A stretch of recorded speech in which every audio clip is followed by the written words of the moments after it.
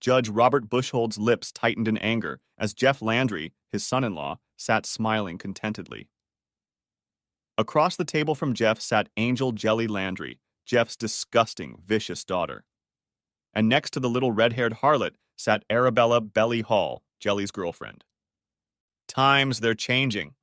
And not for the better, Mr. Dillon, Robert thought. There was a time when such relationships were so scandalous, so repugnant to polite society, that no woman would ever admit to being in one. Now, however, in this permissive and decadent culture, such relationships were actually encouraged. Robert knew he had better not voice his opinion. After marrying Donna, Robert and Deborah's daughter, Jeff had established himself as a man of his own principles. He did not bow to Judge Robert Bushhold's position, nor to Deborah's formidable character. When he thought he was right, Jeff Landry stood his ground. Donna fell in love with Cajun culture, Cajun food, the rich heritage of the people, and the lush landscapes. Once she received her high school diploma, Donna Bushhold decided to attend the University of Louisiana at DeHardy rather than the University of Walchester. Upon graduation, after 7 years of school, Donna took a job with Tri-Carter, an oil field service company. I never should have let her go to that damned Mardi Gras, Robert thought, as Jeff carried his empty plate and the plates of his daughter and her friend into the kitchen where Daisy, their maid, stood smiling. A few months after Donna took the job at Tri-Carter, she met 34-year-old Jeff Landry when DeGard Office Equipment Leasing and Maintenance sent Jeff out to repair Tri-Carter's ancient copier. Robert made inquiries about the man and didn't like the fact that Jeff Landry was divorced and had an 11-year-old daughter. His wife cheated on him. That's why they divorced, Donna explained, when Robert voiced his concerns about his daughter's connection to the older Jeff. Despite his misgivings and Deborah's intense dislike of Jeffrey Andrew Landry, Donna and Jeff married. Their dislike for Jeff softened, though only slightly, when Donna and Jeff suddenly left DeGard, Louisiana, and moved to Commonstead, New Jersey. Donna said she was suddenly homesick. Jeff offered no opinion or explanation. Robert and Deborah met Jelly, Jeff's daughter. She spent summers with her father and every other Thanksgiving and Christmas with Jeff and Donna. Despite her warm, simpering, friendly personality, Deborah and Robert did not take a liking to the red-haired pixie.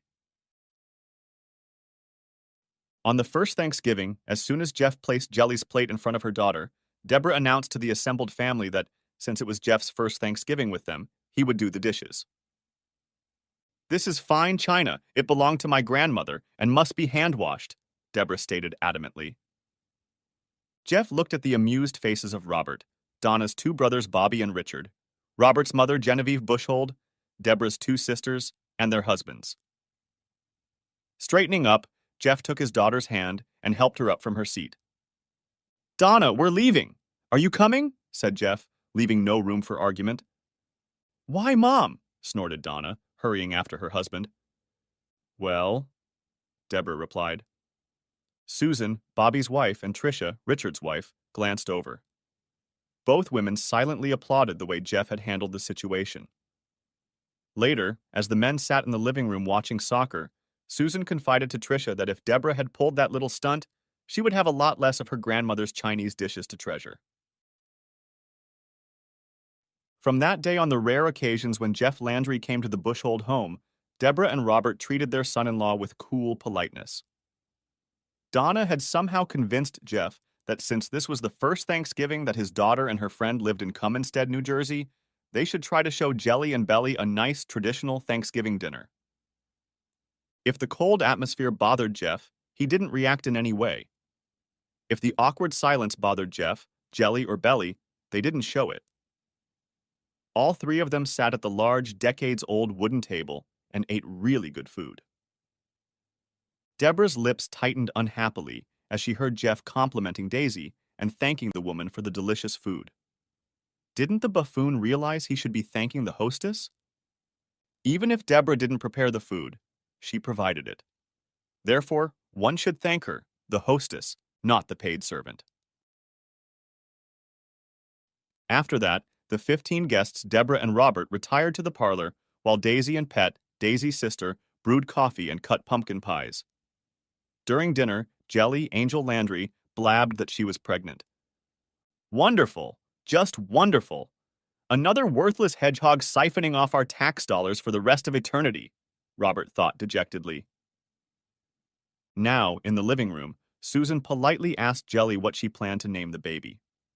Robert mentally put a black check mark in Susan's ledger. Susan should have asked if Jelly planned to abort the bastard fetus.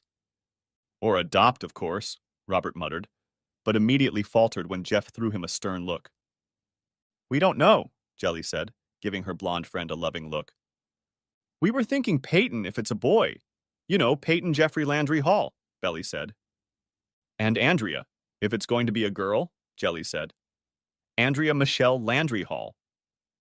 Michelle is Jelly's mother's name, Jeff explained to the crowd. Well, when Bobby and I have a baby, Susan said, if it's a boy, I won't have a choice. Robert Stephen III, Bobby said smugly. And if it's a girl, Denise Elizabeth Bushhold, Susan said. See, Susan's older sister? Denise Elizabeth Prescott died when Susan was a little girl, Bobby explained, although no one demanded an explanation. What a tragedy, Deborah said without the slightest emotion in her voice. I like the name Carter if it's a boy, Donna suggested. And Willa if it's going to be a girl. Jelly and Belly looked at each other, silently expressing their opinions on the names. Robert noticed the murderous look Jeff gave Donna. Donna noticed Jeff's look too and recoiled from her husband.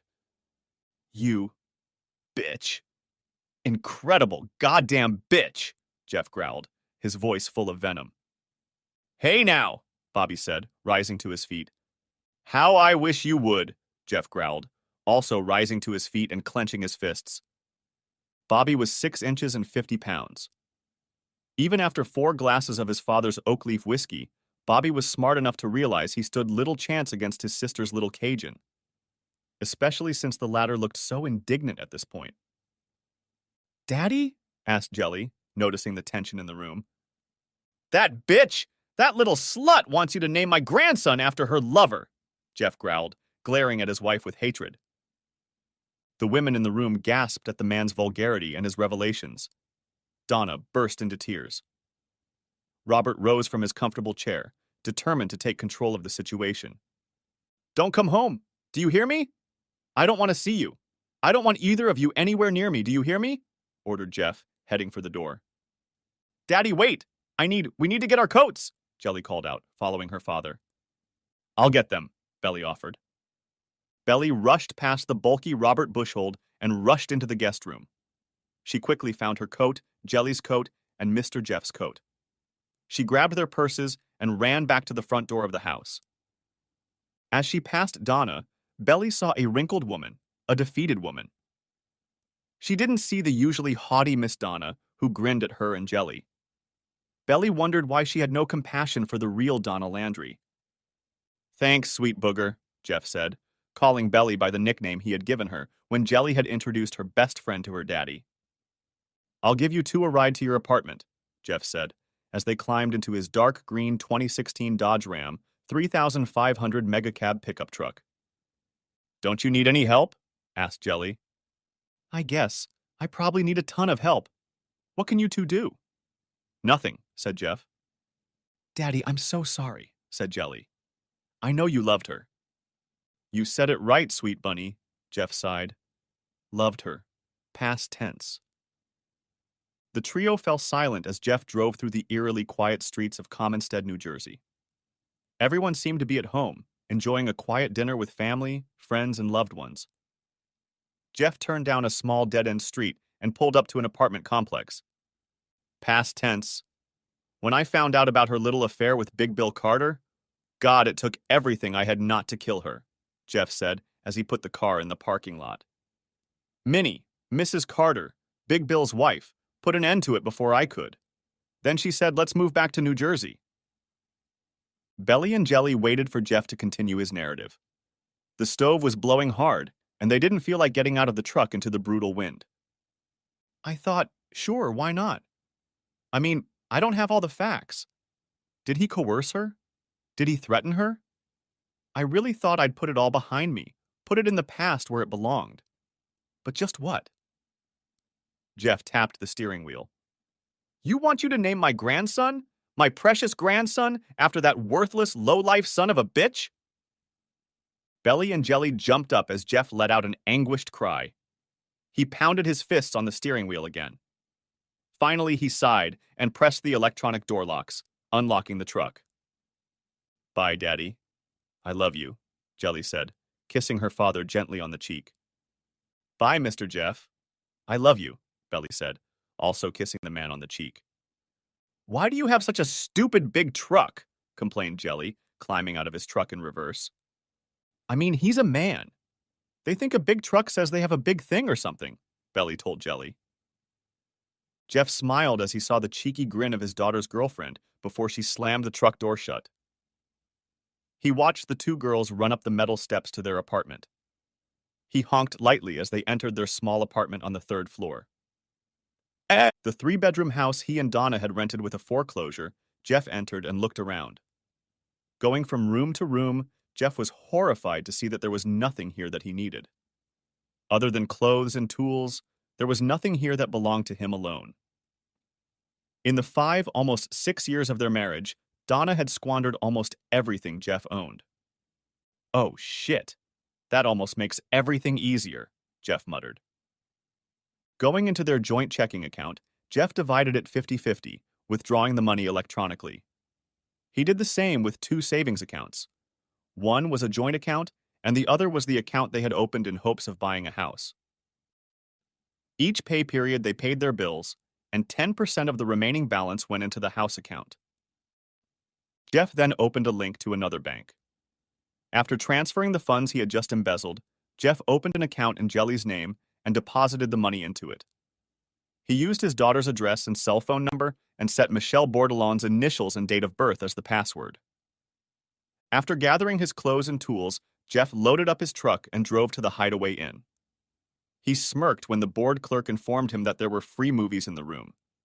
In the room, Jeff called his daughter and informed her that she had a new bank account and should receive the paperwork, most likely on Monday or Tuesday of next week. The account didn't belong to her, and she was free to use it as she saw fit. It was just to make sure Judge Robert Bushold couldn't get his paws on it somehow. I'll pay all the taxes and other fees on it, Jeff promised his daughter. While he was talking to Jelly, Jeff noticed that he had received several text messages and 3 voicemails from Donna. Nodding his head, Jeff remembered how Deborah had insisted that everyone turn off their cell phones during Thanksgiving dinner. Of course, that edict didn't apply to Robert, Bobby, or Richard. It only concerned those who interfered, those who were outsiders. I'm sorry. I wasn't thinking. And other apologies seemed the norm to Donna. Jeff deleted the messages as well as the voicemails without listening to them. He had no desire to listen to more lies and excuses from his wife. Jeff sent a message to Donna's cell phone, letting her know she could go home. He was not home. He then blocked Donna's number, her mother's number, her father's number, and the numbers of her 2 asshole brothers. He turned on the TV and flipped through a selection of videos. Friday morning, Jeff enjoyed the continental breakfast the motel provided, and then used the motel's Wi-Fi to search for a lawyer. Ronald O'Donnell was on site. He hadn't taken a 4-day weekend. Yeah, helps being an only child with really shitty parents, Ronald joked. Wife doesn't have any family? Asked Jeff, noticing the large wedding ring on the ring finger of Ronald's left hand. The husband has. No, they disowned him for being gay, said Ronald. Oh, Jeff said, and presented Ronald with all the information he had, as well as the prenuptial agreement that Judge Robert Bushold had insisted on. Should have seen the original, Jeff smirked.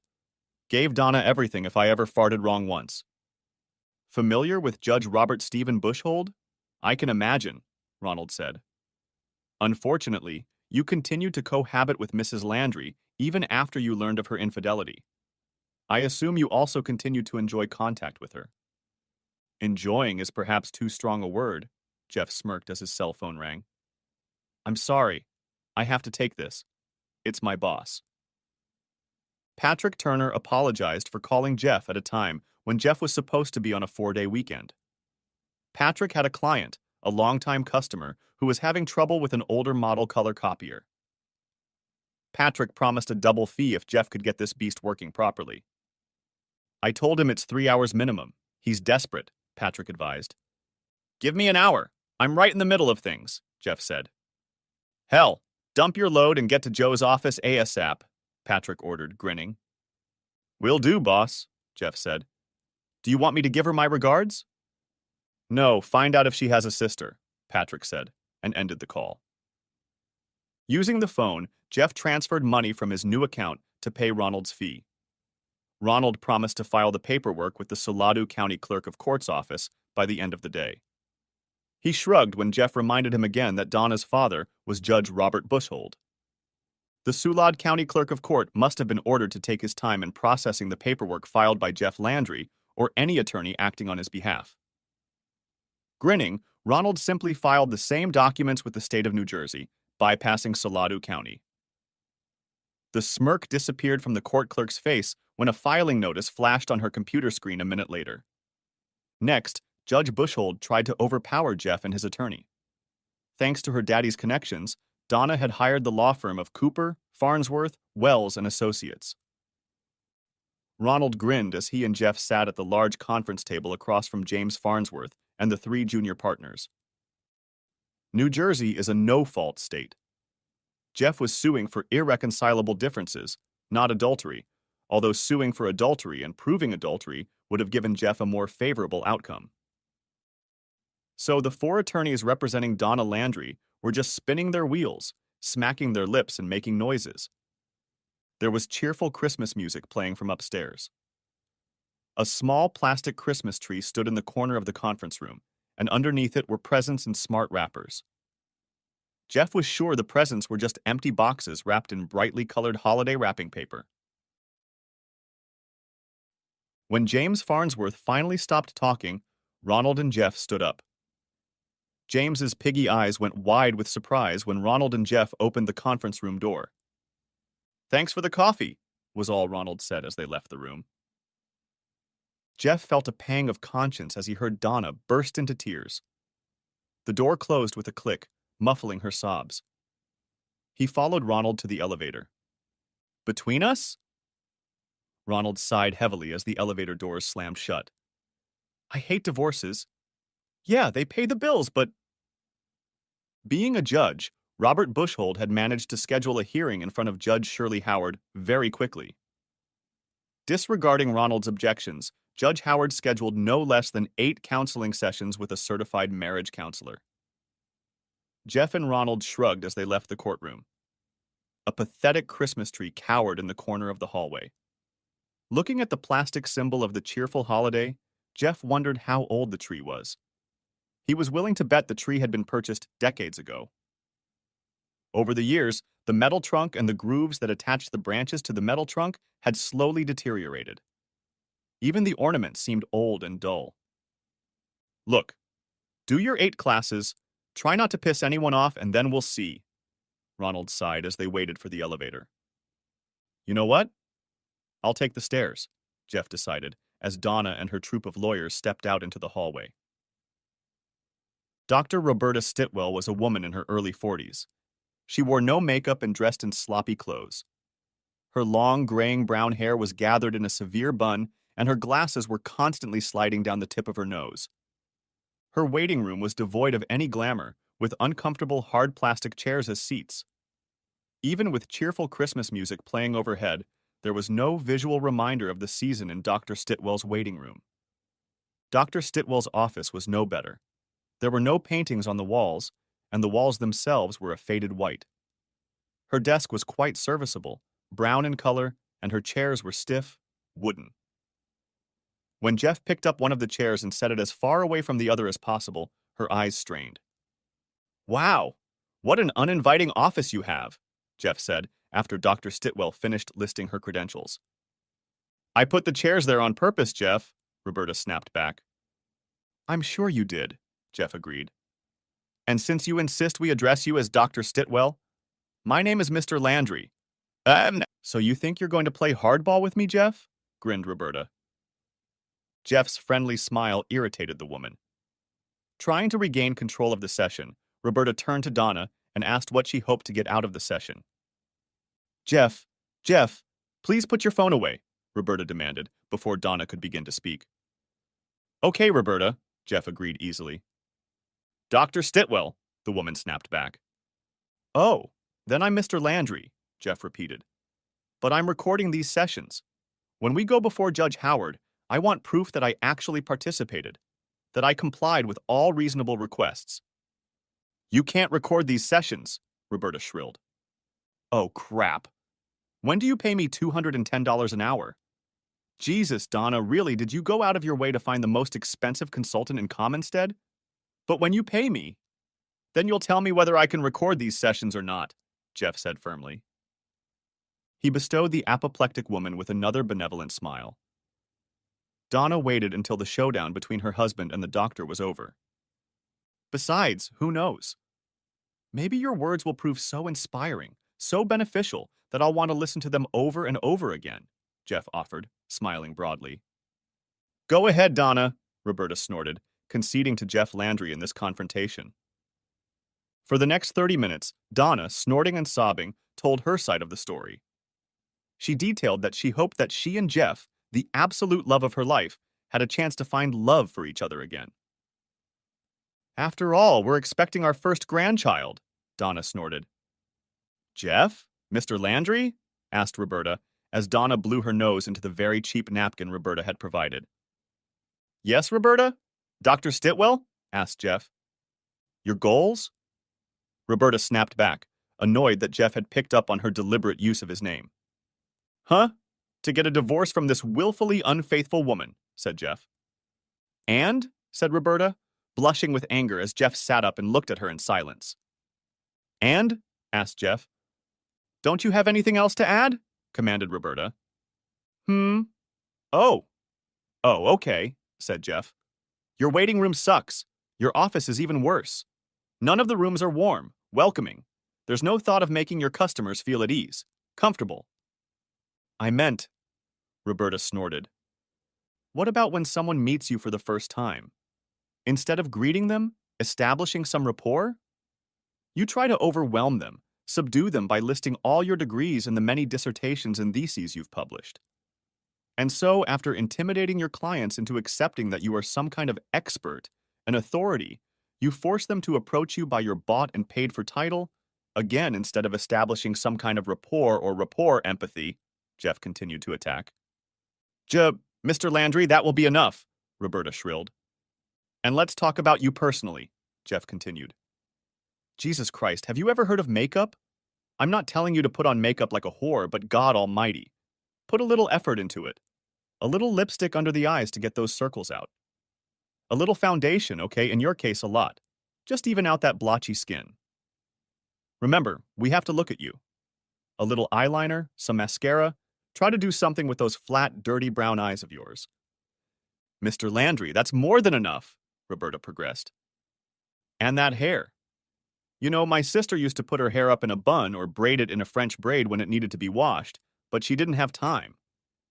But if you pull that bundle tighter, your eyes will turn Asian, I swear, Jeff continued. And let's talk about clothes. Did you purposely go out and look for the most unflattering clothes you could find? That's a great job. Honestly, I didn't know they still made leisure suits out of polyester. Oh, they do. For women, they're not called leisure suits, they're called pantsuits. But if you dress like that to look serious, professional, you've failed. If anything, you look like a clown. Go away, leave my office, immediately, Roberta growled. And that's exactly why I recorded this session. You're making me leave the session 10 minutes early, Jeff smiled, rising to his feet. Oh my God, Roberta said bitterly as the door slammed quietly behind Jeff. Are you sure you want to stay married to that man?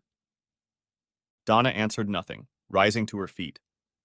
She walked out of the office and was out of the room just in time to see the elevator door slam shut and Jeff left standing in the small box. At the next session, Jeff asked Dr. Stitwell if she was married. She refused to answer, and Jeff did a quick search on his cell phone, although Roberta demanded that he put the phone away. The answer is no, you're not married. And you've never been married, Jeff read aloud. And your dissertation on living in an asexual society? That doesn't inspire confidence that you know anything about relationships. Jeff turned to Donna. Donna waited, head low. Jeff shook his head sadly. Again, Donna, why did you choose this woman? I mean, is this some kind of joke? Jeff addressed Donna directly for the first time since the fateful Thanksgiving dinner at her parents' house. I have the right to... Roberta snorted. Do you? Really? Jeff turned to the doctor. Tell me, Dr. Stitwell, how many of your clients manage to salvage a damaged relationship after a visit to you? I'm not at liberty to, said Roberta. Less than 12%, Jeff answered for her. 11.6 tenths, according to Salado County records. Are you done? Growled Roberta. Yes, I was finished long before I got here last week. But I guess the courts need proof of that. Jeff smiled his annoying smile. At the end of the session, Jeff made Dr. Stitwell's blood boil as he wished her a Merry Christmas. His grin as he met her hate-filled gaze made the woman even angrier. On a cold Christmas morning, Donna must have used Daisy's cell phone. Jeff stoically listened to the voicemail message in which Donna tearfully wished him a Merry Christmas and professed her boundless love for him. He then deleted the message. Jelly's potbelly was now very visible. Jeff hugged her and kissed his daughter on the top of her head, wishing her a Merry Christmas. He then hugged Belly and wished her a Merry Christmas as well. The Christmas Mass at St. John the Baptist Catholic Church was packed to capacity. The priest was a young Vietnamese man who seemed to truly love his vocation, his profession. He promised the celebrants that he would be quick. A cup of hot cocoa awaited him in the parish. And don't worry if there's a little iron barrel whiskey in it, okay?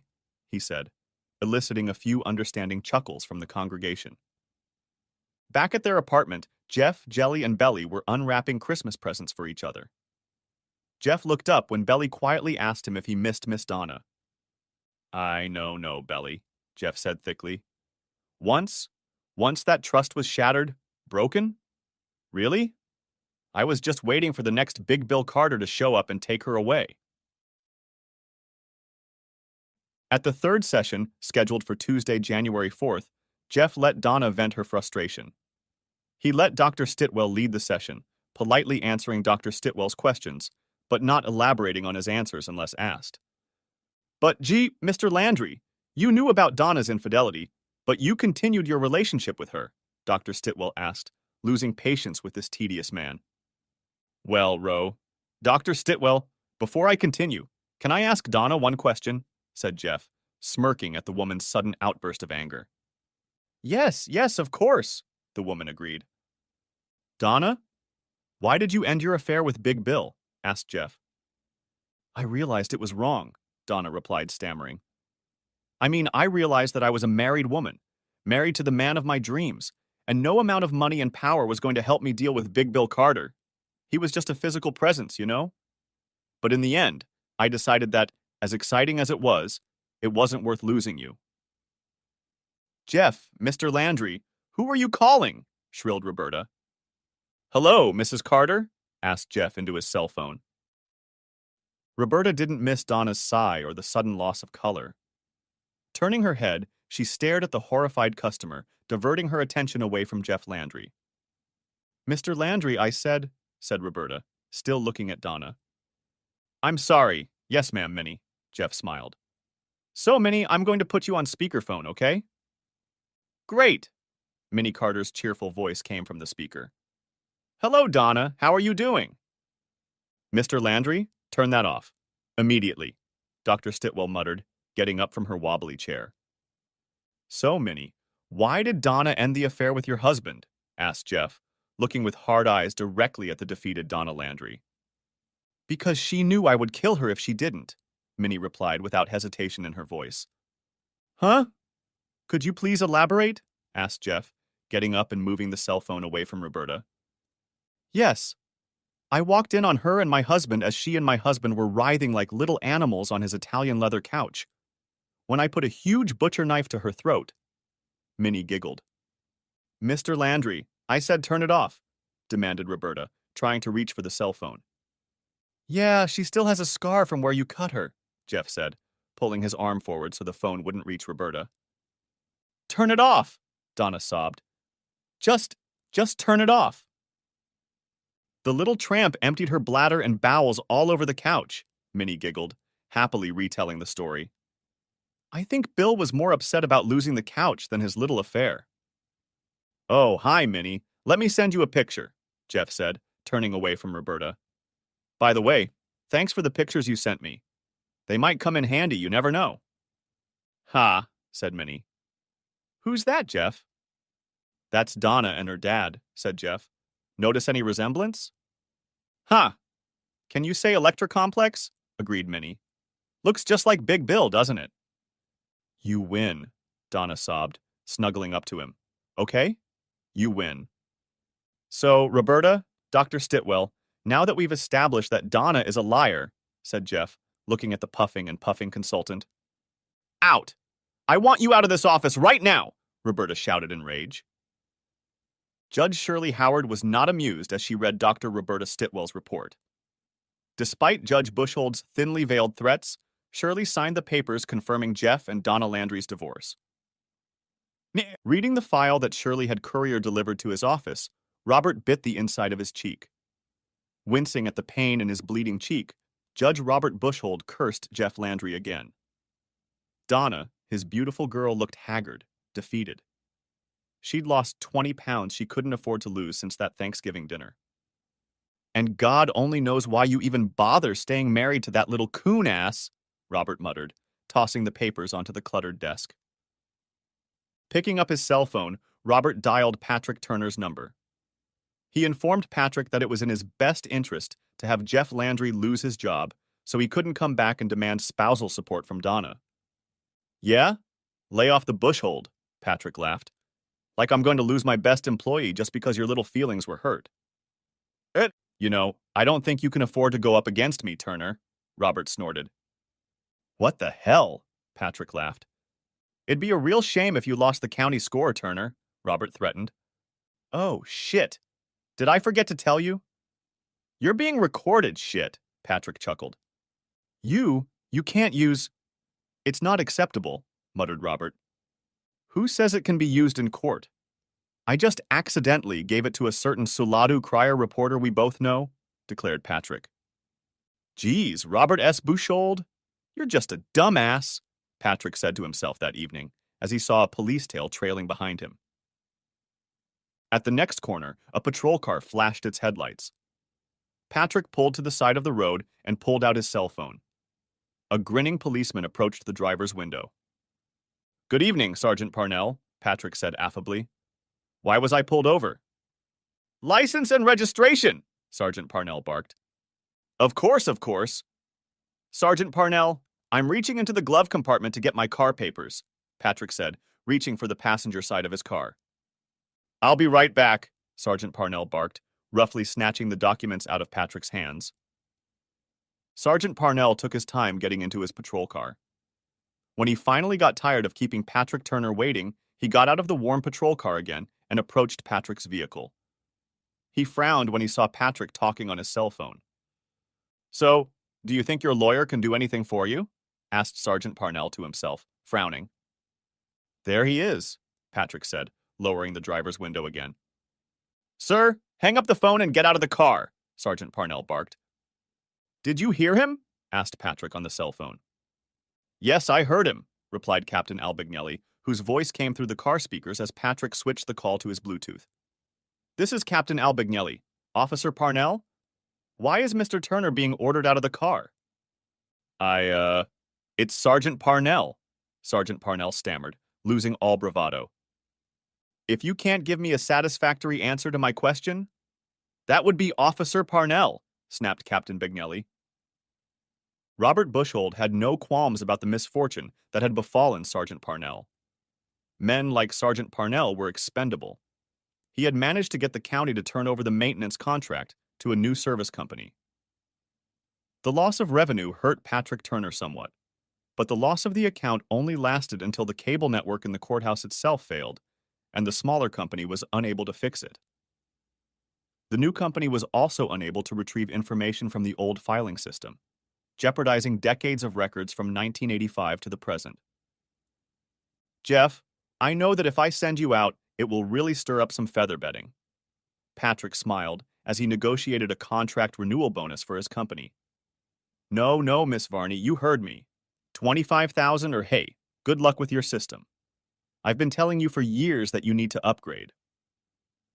Placing his hand on the mouthpiece of his desk phone, Patrick reminded Jeff to be on his best behavior, even if he happened to run into Judge Robert Bushhold. Then he returned his attention to the county comptroller. The man refused to budge, even as he waved Jeff out of the office. On April 15th, while many people were frantically trying to finish paperwork and figuring out how much to give the IRS, Angel was admitted to Saladu Hospital in Carlton, New Jersey. The little woman underwent a C-section. The obstetrician-gynecologist decided it was the best solution for mother and child. Andrea Michelle Landry Hall, you are the most beautiful little girl in the world, Jelly announced as she held the little redhead in her arms. And you're the most beautiful mommy in the world, Belly declared, sobbing as she stood next to Jelly's bed. Of course I am, Jeff agreed, wiping away tears of joy. After all, they have the most beautiful daddy and grandpa in the world. Huh? Is he coming later? The obstetrician-gynecologist asked, amusement dancing in the lively brown eyes. Oh, it's so cold. So cold, Jeff laughed, taking another cell phone picture of his granddaughter. I'm too young to be a grandmother, Jelly's mother Michelle replied to the pictures Jeff sent her on her cell phone. Somehow, Donna had learned of Andrea's birth. Jeff deleted the voice message congratulating her that she had left on his cell phone. Jelly showed her father the beautiful ballerina doll and silver brush and comb that Donna had sent for Andrea. What do you want me to do, Daddy? Asked Jelly. Honey, I want you to do what's best for your Andrea. In everything, always, always, always, always do what's best for your little girl, said Jeff. I love you so much, Daddy, Jelly declared, pulling the sleeping infant off of his chest. Yes, Belly replied. On October 15th, the day of Andrea's 6-month birthday, Jelly reminded Jeff that his own birthday was coming up. Belly teased Jeff by pointing out all of his gray hairs poking through his short-cropped brown hair. She squeaked, then laughed when Jeff grabbed her hand and bit her finger. Don't worry, Mr. Jeff, Belly said, snuggling up to him. 72 isn't that much. You brat, laughed Jeff, hugging Belly tightly. I'll be 52, 42, not 72. Really? Wow, time hasn't been very favorable to you, Belly giggled. Oh, that's it. You're no longer my sugar booger. You're now a snotty booger, Jeff announced. Well, seriously, Daddy, what do you want for your birthday? Asked Jelly, slapping Belly on the arm for being so disrespectful to her father. Sweet bunny, what could I possibly want? Asked Jeff. I have a beautiful daughter. Two beautiful daughters, Belly reminded him. And one snotty daughter, Jeff continued, causing Belly to squeal and Jelly to giggle. Leaving their third-floor apartment, Jeff walked down to his first-floor apartment. Entering the one-bedroom apartment, he hung his light jacket on the antique coat rack next to the front door. Looking around the apartment, Jeff nodded satisfied. Not bad for a bachelor pad, Jeff decided, pulling a Gratchely beer from the refrigerator. In the combined living-dining room, there was a small sofa and an armchair. The light brown leather sofa and hunter green velour armchair complemented each other. The freestanding floor lamp in the corner was an antique brass color and blended well with the sofa and chair.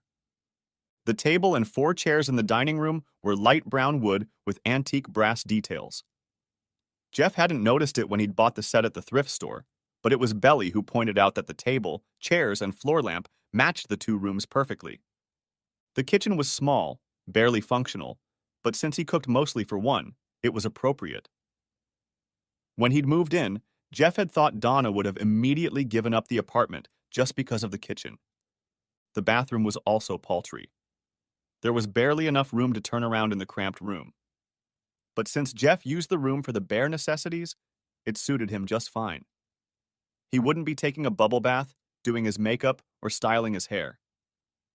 The first bedroom, in Jeff's opinion, would be more suited to the role of a large closet. He bought a crib, changing table, and matching toy box at a garage sale. There was a playpen in the closet. Jeff figured he would need it sooner rather than later, when Andrea was 6 months old. In his own bedroom was a double bed with a Tempur-Pedic mattress. Patrick Turner, his boss and friend, accused Jeff of liking plush and comfortable beds. Jeff asked Patrick what he and his boys slept on. There was a tall dresser and a low dresser with a mirror along the north and east walls. The nightstand was the perfect size for the bed against the south wall. An inch wider, and the nightstand would have gotten in the way of opening the closet door. The rent was a little high, but since he was only a few steps away from his daughter and granddaughter, Jeff didn't mind paying the rent each month, dutifully, on the first day of the month. He smiled as he remembered that he had 2 daughters and a granddaughter. And being right on the stairs, Jeff was an indispensable babysitter when Jelly and Belly needed to run an errand, do some shopping, or even go on a date. On a date, Jeff snorted. In the girl's mind, a date consisted of going to Wally's Pizza around the corner and getting a large Wally's Harvbanger pizza. Then the duo would head to the arcade next door, or across the street to the Garden State bowling alley. Then, hand in hand, flushed with happiness, they'd return, pick up Andrea, and head back to their apartment. Yeah, Jeff said, draining a can of beer. Some kind of date, but they're happy. Sitting down on the bed, Jeff brought the empty can to his lips. Realizing the can was empty, Jeff set it on the nightstand. He sat there for a long time, just looking and seeing nothing. On October 31st, Patrick decided that Halloween was the perfect date for Jeff's birthday. After all, Jeff was undoubtedly a horror. Roses are red, pickles are green, you don't need a mask, even though it's Halloween, Patrick declared as he handed Jeff a $50 gift card for Wally's Pizza. Roses are red, violets are blue, sugar is sweet. What the hell happened to you? Said Jeff, and then thanked Patrick for the gift card. Jelly and Belly will love it, that's for sure, Jeff thought as he tucked the card away in his wallet. During lunch, Belly sent a text message asking if she could bring a friend to a special dinner she and Jelly were preparing for his birthday. Jeff puzzled over the question, but agreed that Belly could certainly bring a friend. It better not be Donna, Jeff thought suddenly, when Belly sent a series of emojis with kisses and birthday cake. Belly worked for Dependable Commercial and Residential Cleaners. Dependable's office was in the same building as the First National Bank of Commonstead, where Donna was the executive assistant to Beverly Hollister, the branch manager. From time to time, Belly crossed paths with Donna and told Jeff about these encounters. She seems kind of rude, was usually Belly's first comment, or she would say, she was asking about you. A toner cartridge puked out in Jeff's hands in the office of his latest client. The uniform shirt was completely lost, as were the khakis. His work boots were running low, so Jeff wasn't too upset about them. But it did mean he'd have to call Jelly and let her know he needed to get cleaned up before he could come to his birthday dinner. Okay, Daddy, I'll see you soon, Jelly said cheerfully. But he's coming, isn't he? Jeff heard Belly's insistence and prayed again that this friend wouldn't turn out to be Donna. Donna called him that morning, obviously from her work phone. Jeff answered, figuring it was probably a new client. Since they'd defeated the company Robert Buchholz had used to take down Patrick Turner, their business had nearly doubled. Happy birthday to you, Donna crooned, trying rather poorly to imitate Marilyn Monroe. Thanks, Donna, Jeff replied, and ended the phone call. Relatively clean, it would take an industrial cleaner to wash the ink off his hands.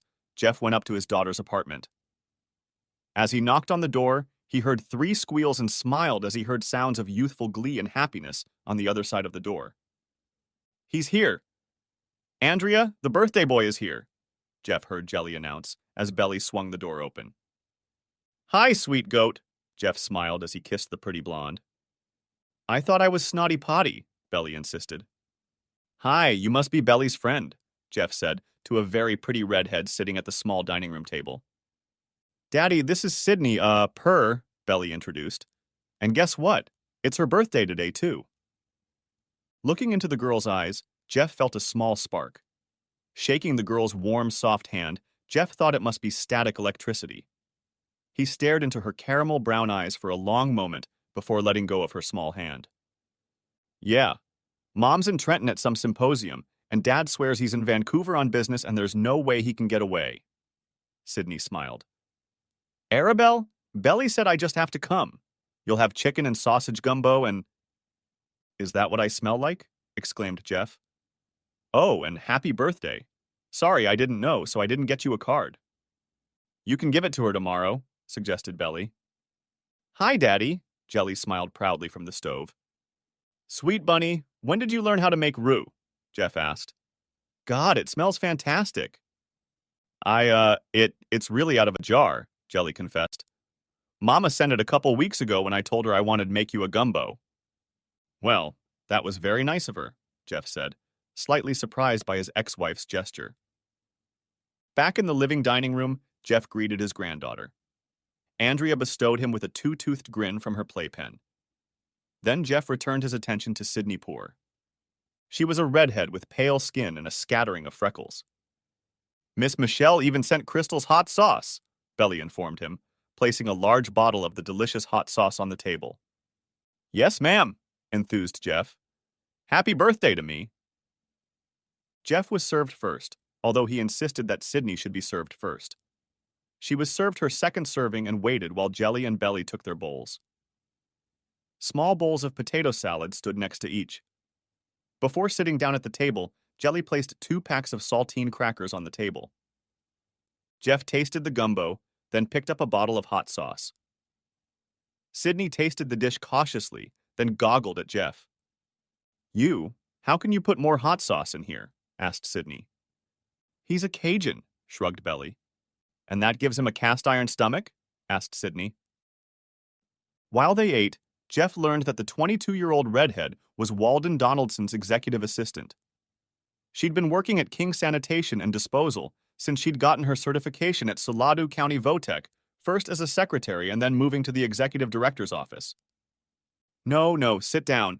I know where the kitchen is, Sydney said when she needed a glass of ice water. Well, isn't she adorable? Whispered Belly urgently, turning to Jeff. Yes, she's very pretty.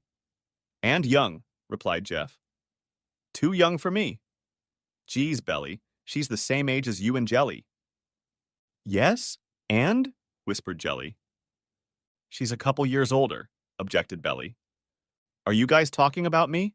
Asked Sydney, walking back to the dinner table. I'm sorry. I know you like strong iced tea, but you can paint walls with that tea. Daddy thinks it's too old for you, Jelly declared. Sydney looked up from her bowl of gumbo. Jeff flashed brightly as the beautiful redhead looked him in the eye. Her amused smile exposed perfect white teeth. Well, Belly said you're old. Really old. Like 72 years old or something, Sydney said. Sydney, Belly squealed with laughter. You are. You're definitely snotty potty, Jeff said to Belly. But you look pretty good for a 70-year-old man, Sydney said, washing down her food with another gulp of ice water. Oh, gosh, thanks. I think so, Jeff laughed. Finishing their meal, Jelly and Belly hurried into the kitchen. A few minutes later, they began singing Happy Birthday, carrying a store-bought cake from the kitchen. Jeff laughed when he saw the 7 inches and 2 inches candles burning on the cake. After cake and ice cream, Sydney hugged Jelly and Belly. She thanked them for the invitation and for making her 22nd birthday memorable. Bye, Jeff, Sydney said, looking with big eyes into his eyes. I hope to see you again? Oh, no, ma'am. I'll walk you to your car, Jeff insisted. It's a nice neighborhood, but still a beautiful woman shouldn't be walking alone after dark. Oh, a southern gentleman, exclaimed Sydney enthusiastically, hugging Jeff's arm. I hope I shall see you again, repeated Sydney. Yeah, Jeff said as she pulled out of the parking lot. The next morning at work, Patrick asked Jeff how his birthday was. Jeff paused, rubbing the ink off his skin, and gave Patrick a strained smile. You know what? I feel cheap and used, Jeff said. Huh? Dude? What's wrong? Asked Patrick, genuinely concerned. Oh man, I don't even know what's wrong with my right arm. Just wants to get it over with as soon as possible so I can get back to picking my nose or scratching my ass. Jeff hung his head. I mean, it took what could have been a great moment and. Geez, man. For a minute there, I thought you were serious. Patrick laughed. In between calls, Jeff stopped and bought a greeting card. At the local Ichabod's grocery store, he found a beautiful flower arrangement in a very nice vase. Then, on his lunch hour, he drove over to the King Sanities and Disposals building. Oh, who's that for? A stunning blonde asked, ready to bestow upon any lucky man. A delivery for Sidney Poor, Jeff replied, stammering, suddenly feeling more than foolish. Oh, how wonderful, the girl said, and called over to Sidney's desk. Yes, Miss Poor, flowers for you. No, I'm not joking. Sidney, why would I joke? A moment later, the elevator door jingled, and Sidney entered the lobby. Jeff thought she looked mature, confident in her business attire. A small jacket with three-quarter sleeves and a navy blue knee-length skirt with a light gray white striped blouse. Her mature, calm, confident aura disappeared as she rushed toward Jeff with a squeal. Oh, Jeff, you shouldn't have done that, exclaimed Sidney. Sidney, hush. He should give you flowers. Are you crazy? Advised the secretary. Evelyn, hush, said Sidney. Jeff, this is Evelyn. She got my old job after I moved to Mr. Donaldson's office. Evelyn, this is Jeff Landry, my boyfriend. Have you had lunch yet? There's a lunchroom upstairs. You can get a wrap or salad there. I mean, most people bring their own, but... Sidney encouraged, pulling Jeff toward the elevator. God, I can't believe it. You haven't even forgotten that blue is my favorite color, Sidney marveled as they went up to her floor. Let me put them on my desk and then we'll go to lunch. Oh, I couldn't believe it. You really shouldn't have done that. But I'm glad I did, Jeff thought to himself. And no, I didn't remember that blue is your favorite color. Jeff smiled as he watched Sidney find the perfect spot for her flowers. Just a very lucky accident. At the cafeteria, Jeff got a green salad and a turkey wrap. Sidney got the chef's salad, and they found a table to sit down and enjoy their lunch. A smiling man approached them. I noticed the uniform shirt, Walden Donaldson smiled. When are you finished with lunch? Take your time, but when you're done with lunch, come see me. I want to see what Turner can do for us here. I recognize that accent. I'd recognize it anywhere. Where are you from? Said Jeff. A small place. I bet you've never heard of it. Walden smiled broadly, also recognizing Jeff's accent. DeGard, Louisiana. Oh no, we haven't heard of it, sighed Jeff. Neither have I. Where did you go to school? Get out. Walden laughed a genuine happy laugh.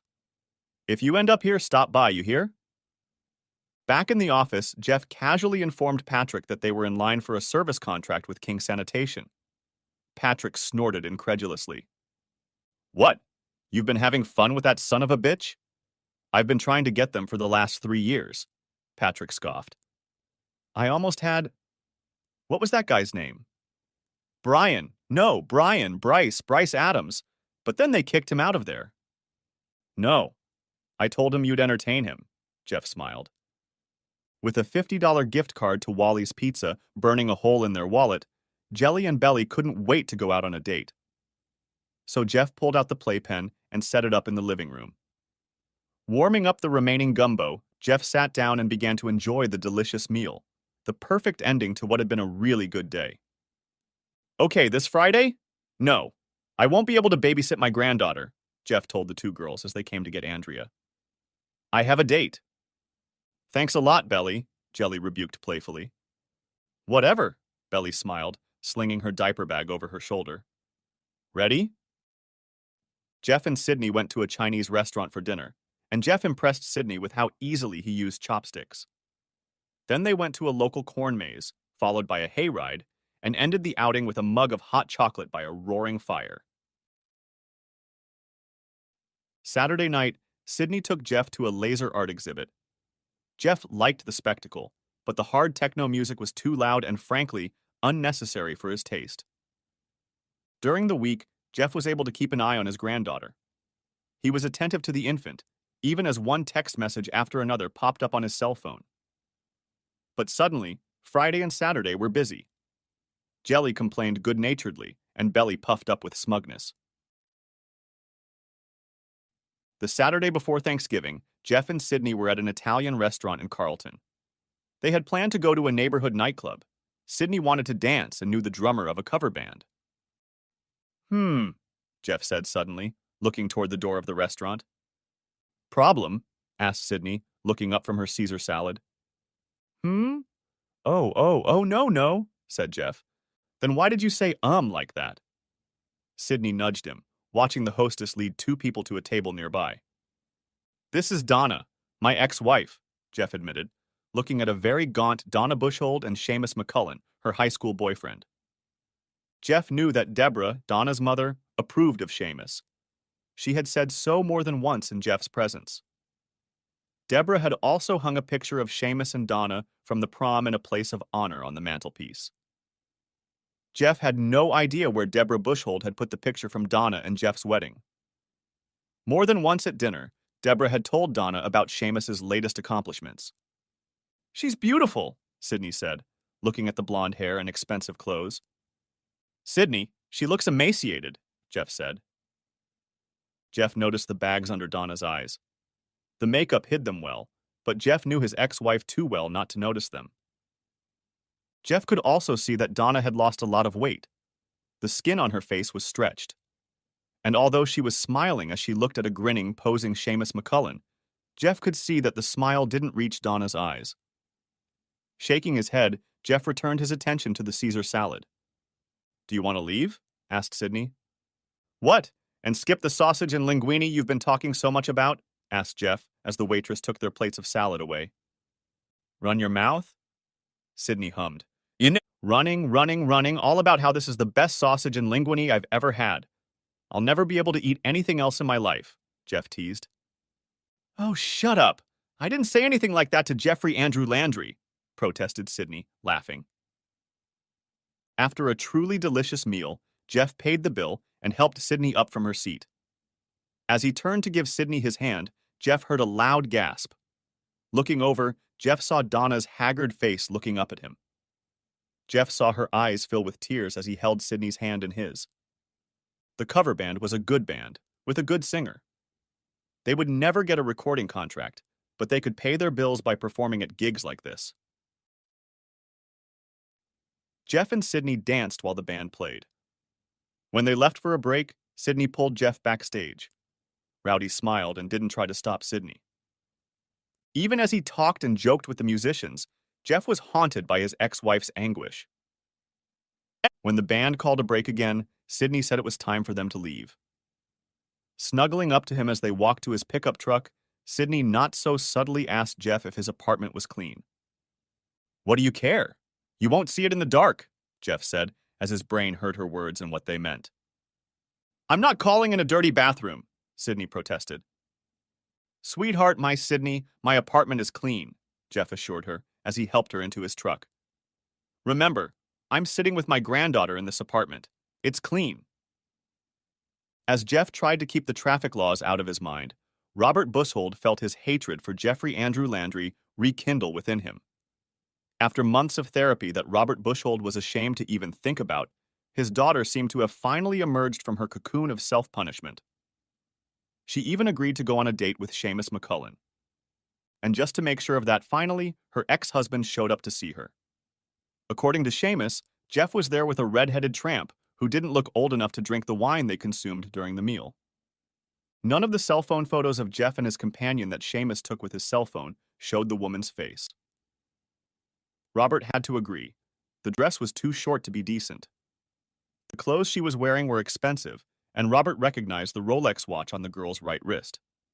From that little fact, he concluded that the red-headed tramp really did have money, or at least had a knack for extorting expensive trinkets from her men. While Robert poured himself a few more fingers of whiskey, Jeff helped Sydney out of the cab of his pickup truck. She bestowed a kiss on him and then walked him to the door of his apartment. I bet you don't have a cloth-covered clothes rack, Sydney muttered as she entered his dimly lit apartment. And this dress is cashmere.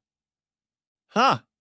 Yes, it is, Jeff said, closing his apartment door behind them. Jelly and Belly got me this one. Really disgusting. Jelly and Belly gave Jeff Christmas sweaters. One was for those holiday moments when he was in the mood to wear an ugly Christmas sweater. The other sweater was a dark crimson color with a large white snowflake on the front. Both sweaters came with cloth hangers. And later, Jeff and Cindy got down to it.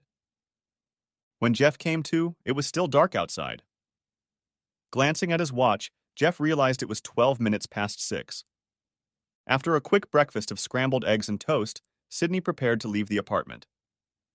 Jeff was dressed only in a long-sleeved t-shirt, jeans, and a pair of leather loafers when he went outside to walk her to her car. Once outside, Jeff suddenly found himself pressed against a brick wall facing forward by two men. Sydney shrieked in surprise, and Jeff grunted. "Let him go! I've got a gun!" Sydney ordered. "Screw you, sis!" one of the men growled and threw a punch to Jeff's right. The roar was deafening. The man who had punched Jeff in the kidney fell backward. The second man let go of Jeff and turned around, reaching for his belt. He saw the barrel of Sydney's .357 caliber pistol pointed directly at his face. "Look, lady, just give us!" the man growled. "So, lie down, on your stomach, cross your ankles, put your fingers behind your head," Sydney ordered. "Just let us go and," growled the man. "I'll count to 2, Sydney warned. 1. "Bitch! You'll be sorry!" the man hissed, following her orders. "No, officer, you'll be sorry." "You know what they do to cops in prison, don't you?" said Sydney, calling Captain Bagnelli's direct line. "Hello, Uncle Al. I've got 2 of your finest. One will need an ambulance."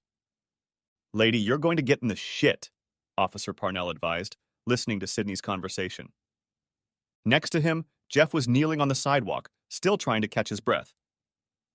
Officer Parnell decided to reach for his off-duty .32 caliber handgun in his waistband. A bullet lodged in his hand. Officer Parnell lost consciousness. "Hey, Parnell!" Captain Al Bagnelli smiled broadly as the former police officer regained consciousness at Salado County General Hospital. "I want a lawyer," the handcuffed man declared. 9 hours later, just as Judge Robert Bushhold executed a perfect 124-yard shot on the 7th hole, a tricky dogleg, a police cruiser sped across the golf course and stopped less than a yard from the astonished man.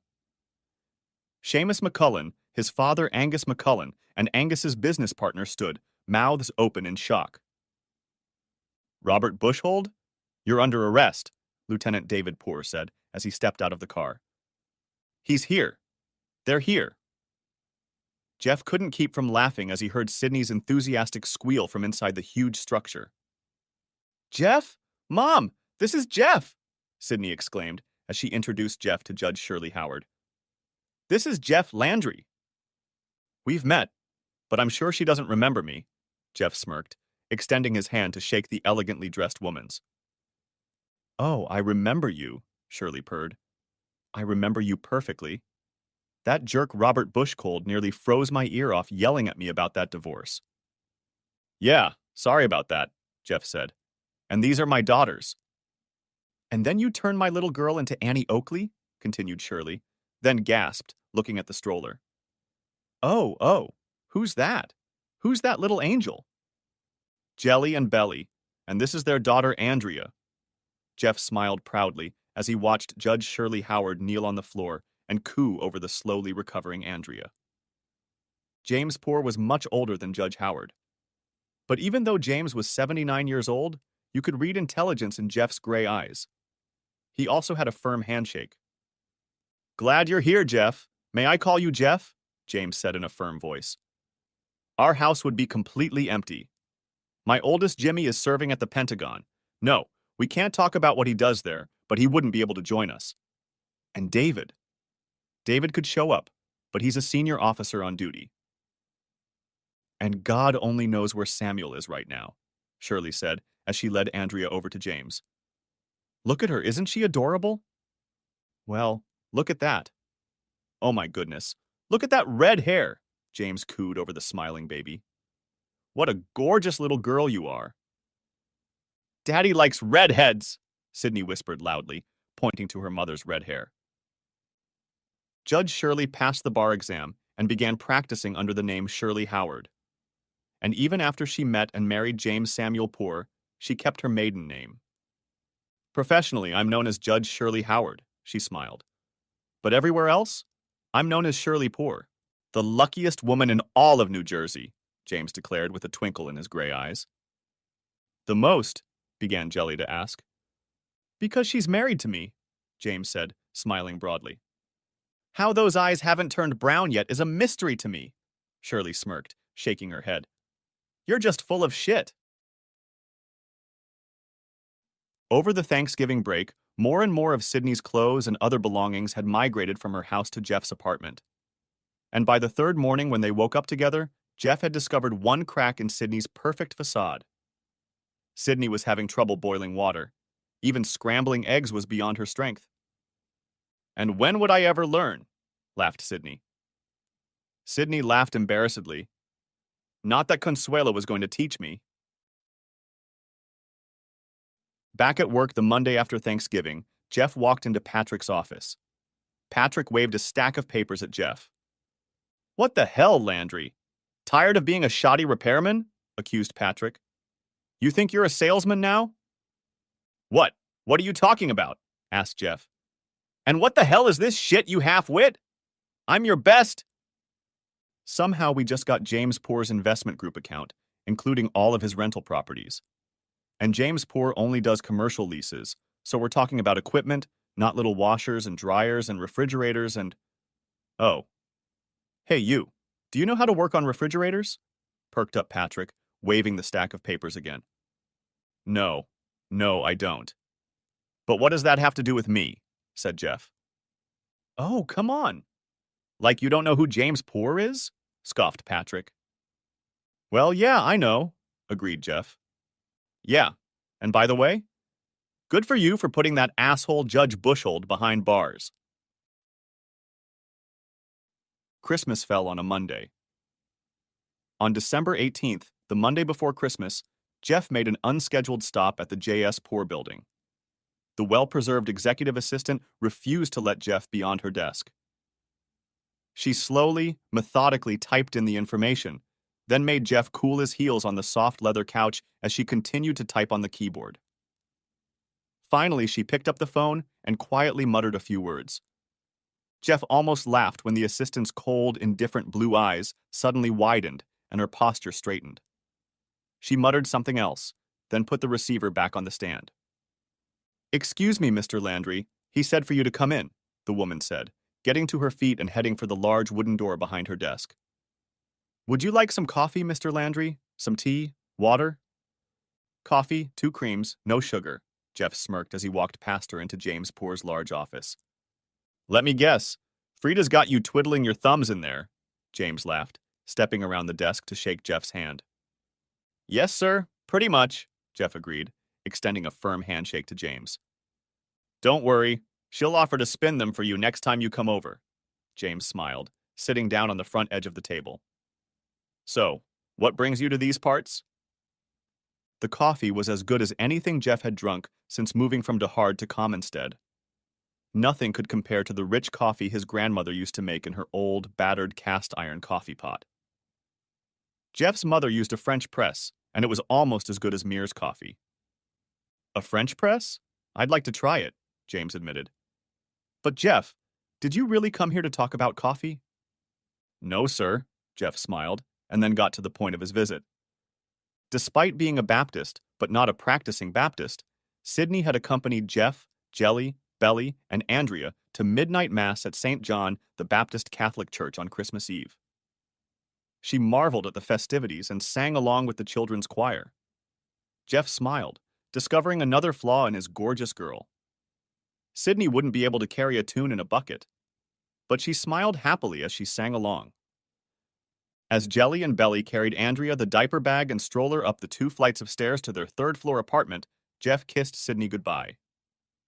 She was on her way to her parents' house to welcome Christmas morning at home. I'll see you at lunch, Sydney needlessly reminded Jeff as she got into the car.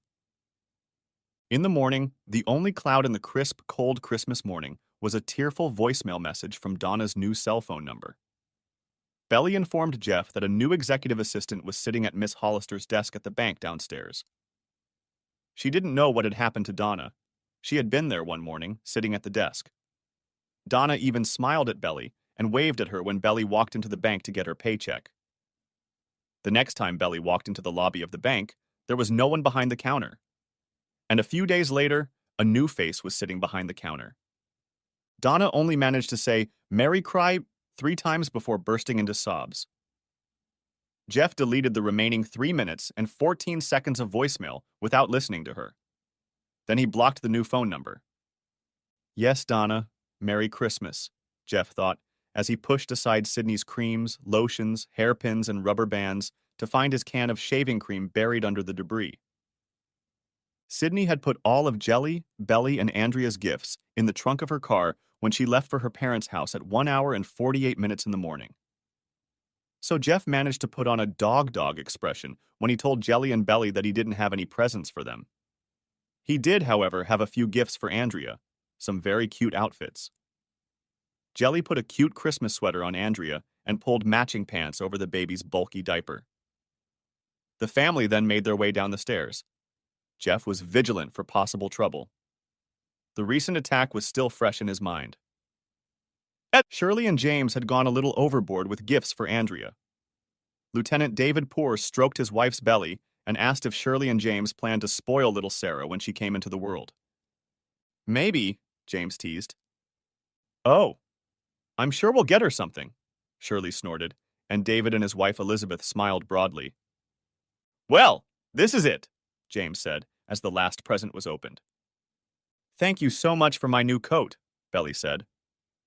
"Yes, they're lovely," Jelly agreed, still fiddling with the buttons and running her hands over the soft faux fur lining of her knee-length winter coat.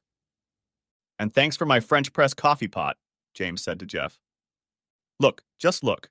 He'll try it once, decide it's too hard, and," prophesied Shirley. "Consuela will love it, I'm sure," David suggested. "Yeah," James sighed, looking at the 7 boxes still under the Christmas tree. The small tags bore Samuel's name written in his mother's loving handwriting. Jeff knew there was some story behind the colorfully wrapped presents, but didn't feel it necessary to ask about it. "Maybe he'll come," tried Shirley's suggestion. "Maybe," Elizabeth said, squeezing her mother-in-law's hand. "If everything goes well," Jeff said after a long silence. "Yes?" asked Shirley, lifting her gaze from the floor. "Sydney," said Jeff, trying to fish an unyielding box out of his wool pants pocket. "Oh God, yes," Sydney said, kissing Jeff fervently. "Now wait a minute," James smiled. "He hasn't even asked you anything yet. How do you know what he's going to say?" "Because I asked Santa Claus to," Sydney giggled as she tried to help Jeff pull the resisting box out of his uncooperative pants pocket. "Sydney, would you mind?" asked Jeff again when he finally managed to pull the box out of his pocket. "I already said yes, honey," Sydney replied, and kissed him again. "Damn, that's beautiful," David approved as he saw the white gold ring with 2 small diamonds flanked by a large diamond. "Oh, Sydney, it's beautiful," marveled Elizabeth. "Because you asked Santa Claus?" James grinned at his 22-year-old daughter. "Yes. After all these years, you're not going to tell me Santa Claus isn't real, are you?" said Sydney, wiping away happy tears. "No, I guess not," said James. Turning his head, James saw Shirley looking at the presents left under the Christmas tree. Sighing, he stood up. "Well, I think we should have a toast to that," James said. "Shirley, is there any eggnog left?" "Of course there is. Who always buys a gallon of that drink every year?" said Shirley, also rising to her feet. "And every year." "Hush, woman," James smiled. The wedding took place in May, on a beautiful Saturday. The minister at Redemption Baptist Church wasn't thrilled about their wedding. Jeff was Catholic, and the poor family hadn't attended his church in years. But a few dollars in the treasury changed his mind, and he conducted a truly beautiful service. Patrick Turner, who acted as Jeff's best man, remarked that Sydney was doing very well for a blind woman. Jeff shifted his gaze from the back of the church to Patrick. Huh. What? She's not blind, Jeff said, as the music started up and Sydney, holding onto her father's hand, stepped out onto the walkway. Wait, you mean she can see? And she's still willing to marry you? Asked Patrick incredulously. You're just a giant asshole, Jeff laughed. She has a sister? I don't care if they're crazy. Hell, crazy is good. Crazy is good, said Patrick. Couple of cousins. Jeff nodded his head toward Captain Al Bignelli and his wife Francine Bignelli, formerly Francine Howard, sitting with their 5 daughters. Of course, their daddy is a cop, so you'll have to clean up your act. The tall one's pretty cute, Patrick offered. 2 months after Sydney's wedding to Jeff, Sydney, Shirley, Aunt Francine, and her 3 cousins, along with Jelly and Belly, were enjoying lunch at the Marble Country Club. Jeff, James, Uncle Al, and David rode around on golf carts hitting little white balls. Andrea was with the men. She was reluctant to move away from Pops. This crab salad is delicious, Sydney enthused as she swallowed her food. Sydney, it was 2 months yesterday, Shirley said. I know, Sydney exclaimed happily. Can you believe it? No, I really can't believe that this little puppet you got is only 2 months old, Shirley said, keeping her gaze on her daughter. Oops, Sydney allowed herself a guilty giggle. So, how's that going? How old are you now? Asked Cousin Debbie.